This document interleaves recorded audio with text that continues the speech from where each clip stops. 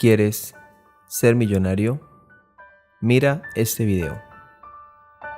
Esta reflexión siempre estará de moda. Solo óigala a diario y crea que la clave de la vida está en ser inteligente y prepararse para su día.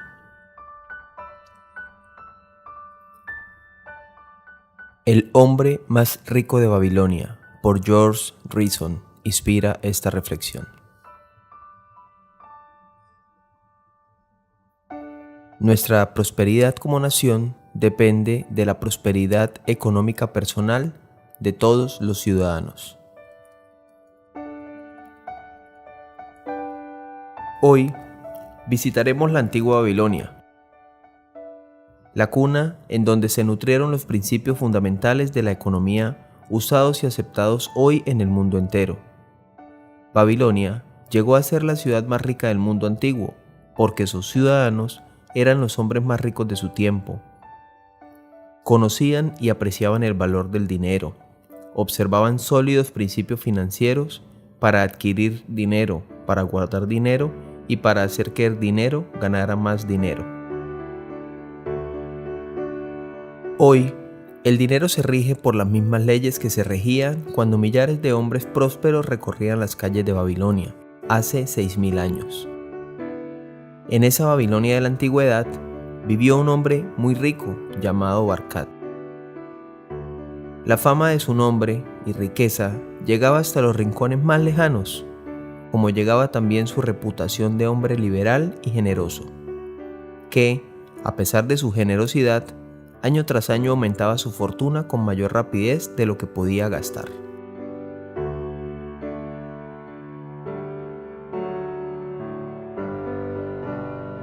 Un buen día, se presentaron ante los ojos de Barkat unos amigos de su juventud y le dijeron: «Eres más afortunado que nosotros, te has convertido en el hombre más rico de toda Babilonia, mientras nosotros apenas si logramos sobrevivir. Porque en una época fuimos iguales, estudiamos con el mismo maestro, jugamos los mismos juegos y desde aquellos años hemos sido unos ciudadanos tan honorables como tú. ¿Por qué entonces te ha señalado el destino a ti para gozar de todas las cosas buenas de la vida y nos ha ignorado a nosotros que merecemos lo mismo?»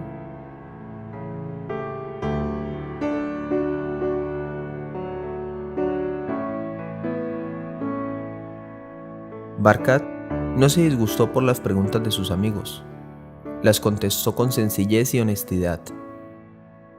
«Amigos míos, si solo han logrado sobrevivir desde los días de nuestra juventud, seguramente se debe a que no han aprendido las leyes que rigen la edificación de una fortuna, o bien a que no han observado dichas leyes. Cuando yo era joven, miré a mi alrededor y observé todas las cosas buenas que podrían darme felicidad y satisfacción.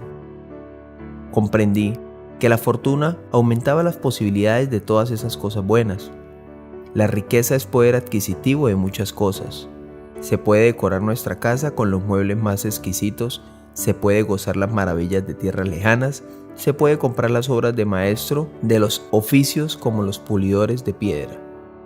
Y cuando comprendí todo esto, me dije a mí mismo que me exigiría ser parte de esas cosas buenas de la vida, que no me sentiría satisfecho con la suerte de un hombre pobre. Pero como ustedes saben y lo han dicho con toda su franqueza, yo era hijo de un humilde mercader y sin las cualidades ni la sabiduría ni las facultades superiores necesarias. Fue entonces cuando decidí que para conseguir lo que deseaba necesitaría tiempo y estudio.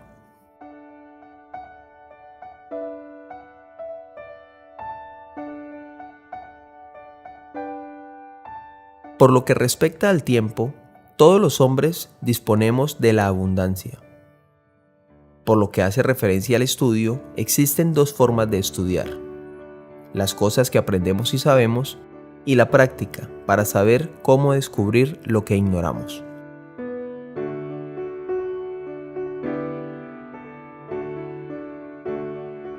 Con esa sabiduría me empleé como escriba en la cámara del archivo y trabajé en ella día tras día durante largas horas tallando las tablillas de yeso. Trabajé semana tras semana, mes tras mes, y sin embargo, no podía enseñar nada de lo que había ganado. La comida y vestido y otras cosas que no recuerdo se llevaban todo mi sueldo. Pero mi determinación nunca me abandonó.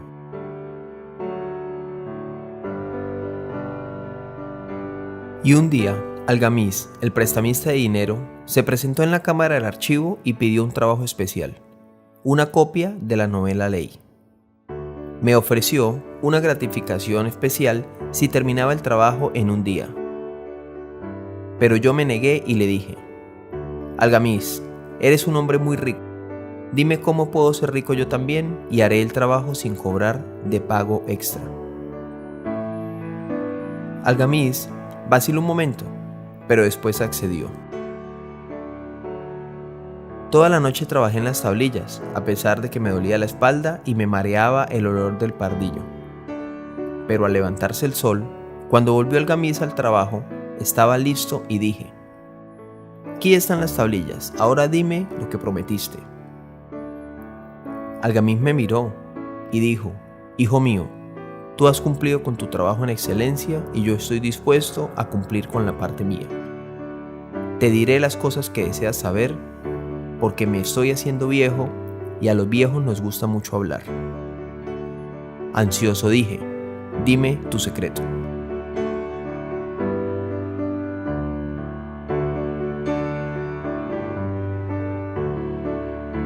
Muy bien, escucha atentamente mis palabras, pues si no logras captar la verdad que encierra, tu trabajo de esta noche habrá sido en vano.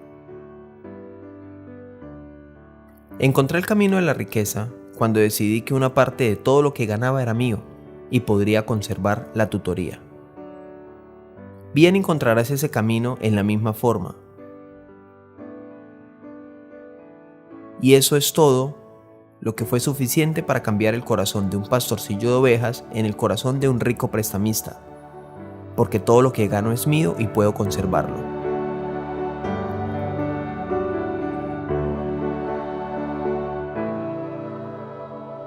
Asombrado por el comentario, refuté: no, estás muy equivocado. ¿No tienes acaso que pagar al que hace tu ropa? ¿A quien hace tus sandalias? ¿No pagas por lo que comes? ¿Crees que puedes vivir en Babilonia sin gastar? Algamis sonrió y dijo: iluso, pagas a todo el mundo menos a ti, trabajas para los demás. Ahora escúchame, supongamos que guardas para ti una décima parte de todo de lo que ganas. ¿Cuánto tendrías en un año? Pues déjame ver. Tendría prácticamente lo que gano en un año. Has dicho la verdad, pero solo a medias. Cada moneda de oro que ahorres será un esclavo que trabaje para ti. Cada centavo de cobre que gane esa moneda de oro es un hijo que también trabajará para ti. Si deseas ser rico, entonces lo que ahorres debe ganar y sus hijos deben ganar también, para que todos ayuden a darle la abundancia que anhelas. Sí, creo que comprendo. Recuerda, una parte de todo lo que ganas es tuyo y lo puedes conservar. Lo que no debe ser menor a una décima parte, por muy poco que ganes. La riqueza, al igual que un árbol, nace de una semilla muy pequeña. El primer centavo que ahorres es la semilla, de la que nacerá y crecerá tu árbol de la abundancia. Adiós, amigo. Con estas últimas palabras, Algamis recogió sus tablillas y se marchó. Pensé mucho sobre lo que había dicho, me pareció razonable y decidí ensayarlo. Cuando recibí mi paga, tomé una de cada 10 monedas y la escondí, y por extraño que parezca, nunca me encontré escaso de fondos. Al 12º mes, volvió Algamis a la cámara del archivo y me preguntó: bien, hijo, ¿te has pagado a ti mismo no menos de una décima parte de lo que ganaste durante un año? Sí, maestro, respondí. Muy bien, muy bien. ¿Y qué has hecho con el dinero? Se lo di a Amor, el fabricante de ladrillos. Me dijo que haría un viaje en mares lejanos e hicimos un trato con mi dinero. Compraríamos a los fenicios hermosas y raras joyas y cuando regrese las venderemos a precios elevados y nos dividiremos la ganancia.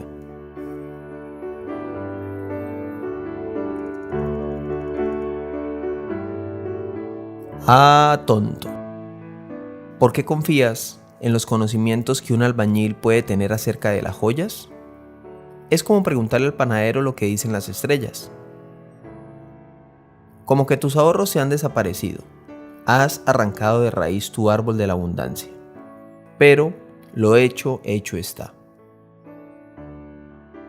Inténtalo nuevamente, siembra otro árbol.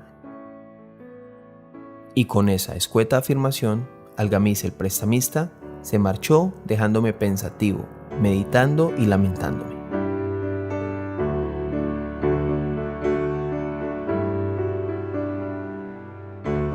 Desgraciadamente, y con gran tristeza de mi parte, todo sucedió tal como Algamis lo había profetizado.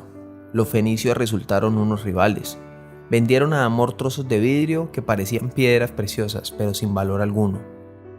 Mi primera aventura de negocio fue un desastre. Pero como me había dicho Algamis, empecé de nuevo.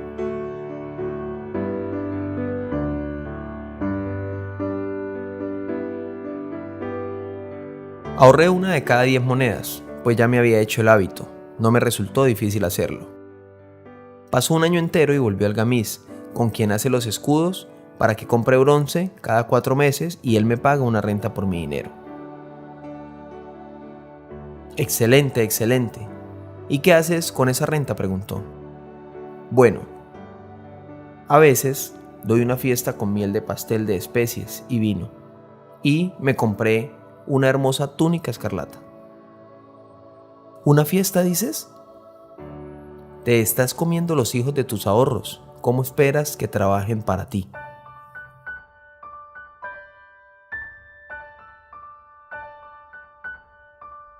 Pasaron 2 años más, 2 años durante los cuales hice todo lo posible para observar y practicar la sabiduría de Algamis. Cuando volví a verlo, su rostro estaba surcado por profundas arrugas. Se estaba haciendo muy viejo, pero seguía interesado por mí y por mi ambición de riqueza. Barkat, ¿has conseguido la fortuna con que soñabas? Todavía no. Es decir, no toda la que anhelo, pero he conseguido una parte. Y esa parte gana más, y sus ganancias ganan más. Ya veo. ¿Y escuchas todavía el consejo del fabricante de ladrillos? Bueno, si se trata de él, suele dar buenos consejos. Barkat, has aprendido tus lecciones. Primero, aprendiste a vivir con menos de lo que podías ganar. Después, aprendiste a pedir consejo a personas competentes que adquirieron su competencia por excelencia propia. Por último, has aprendido a hacer que el oro trabaje para ti. Son los preceptos que tú me enseñaste.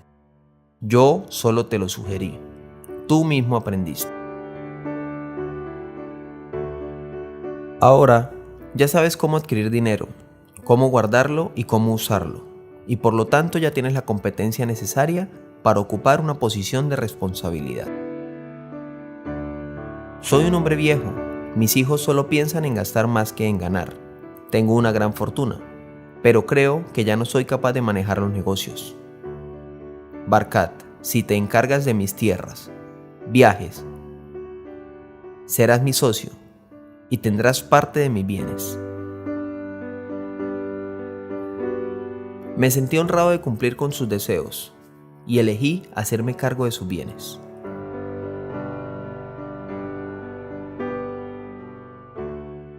En efecto, sus bienes eran muy grandes, y porque tenía una gran ambición y porque había llegado a dominar las leyes para manejar con éxito la riqueza, podría aumentar notablemente el valor de sus propiedades. Yo también prosperé mucho, y cuando el espíritu de Algamis partió hacia la región de la luz, yo era el dueño de una parte de sus bienes, pues así lo había dispuesto de acuerdo con la ley. Así habló Barkat. Con estas palabras terminó su historia.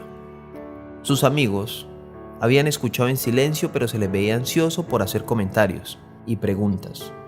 Uno de ellos dijo: «Eres muy afortunado. Tuviste mucha suerte de que Algamis te renombrara tu heredero». Barkat admiró a su amigo un momento y le dijo: «Tuve suerte porque desde antes de conocerlo tenía el deseo de prosperar. ¿No demostré durante 4 años la firmeza de mi decisión ahorrando una décima parte de lo que ganaba? Llamaría buena suerte la de un pescador que durante años se ha dedicado a estudiar los hábitos de los peces con objeto de echar sus redes según cambie el viento».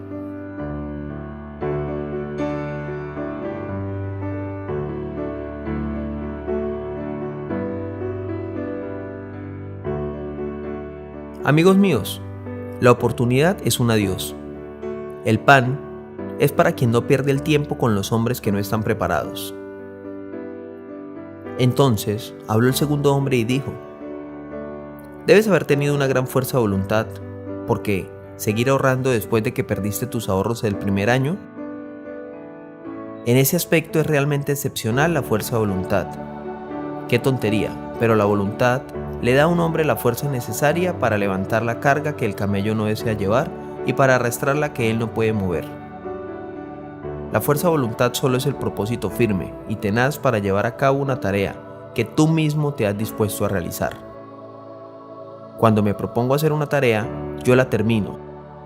Sin embargo, por eso tengo mucho cuidado de no empezar tareas demasiado difíciles y poco prácticas, porque me encanta descansar».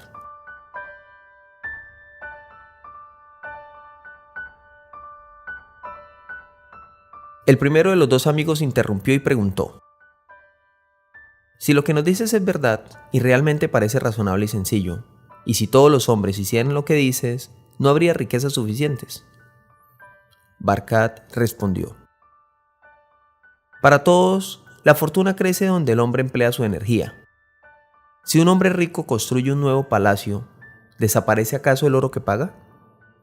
No, el albañil tiene una parte, el plomero otra parte y el artista otra. Todos los que trabajan en el palacio comparten el oro, y cuando lo terminan, ¿no vale más el palacio que lo que costó la tierra sobre la que se construyó? No, no vale lo mismo. Vale más porque el palacio está allí. La riqueza crece en forma mágica, y ningún hombre es capaz de profetizar hasta dónde puede llegar». El segundo hombre reflexionó sobre las palabras de Barkat durante esos momentos y dijo: «Ya no hay duda de que todo lo que has dicho es verdad. Pero esa fue tu experiencia. ¿Qué podemos hacer nosotros para hacernos ricos?».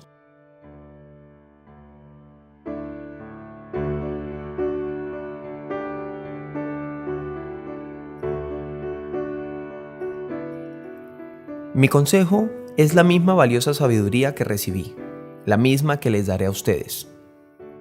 Una parte de todo lo que gano es mío y puedo conservarlo.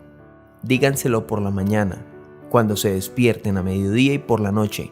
Repítanselo cada hora de cada día hasta que las palabras se graben como si fueran letras de fuego escritas en el cielo. Estámpense en esa idea, convénzanse de ella y conforme crezca la cantidad de su tesoro, el aumento les servirá de estímulo. Los invadirá una nueva emoción y una gran alegría de vivir. Podrán realizar mayores esfuerzos a medida de que ganen más y después aprenderán a hacer que sus ahorros trabajen para ustedes. Hagan que sus hijos y los hijos de sus hijos trabajen también para ustedes. Y recuerden, también se debe ser moderados. Gocen la vida mientras están en el mundo, pero no se cansen demasiado, ni ahorren demasiado. Si una décima parte de lo que ganan, esto es lo que pueden ahorrar cómodamente, ahorren esa parte. Vivan de acuerdo con sus ingresos y no se conviertan en personas tacañas o temerosas de gastar. La vida es hermosa, tiene muchas cosas que valen la pena, muchas cosas que disfrutar». Así habló Barkat, el hombre más rico de Babilonia.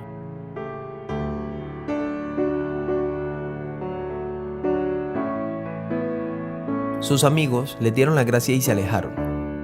Uno de ellos permaneció en silencio, pues carecía de imaginación y no había comprendido todo lo que había dicho Barkat. Pero en los ojos del otro había una luz nueva. Sabía que la historia de Barkat era esencia de verdad. sabía que algo del prestamista de dinero, que había vuelto una y otra vez a la cámara del archivo, era porque había visto a Barkat, por la forma como se abría camino de la oscuridad a la luz. Cuando Barkat descubrió la luz, había un lugar que lo esperaba. Nadie podía ocupar ese lugar hasta que él mismo hubiese resuelto el problema, hasta que él estuviera preparado para la oportunidad. La lección es clara, el punto crucial de su vida llegó cuando comprendió la verdad.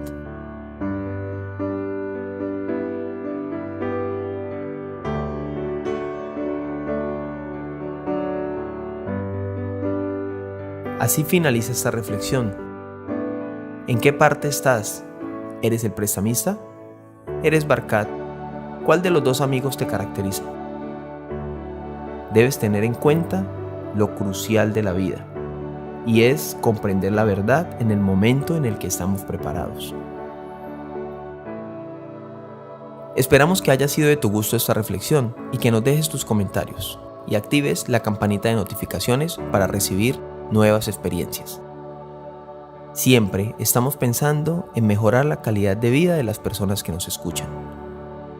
Muchas gracias por la atención y recuerde que somos Pensamiento de Color.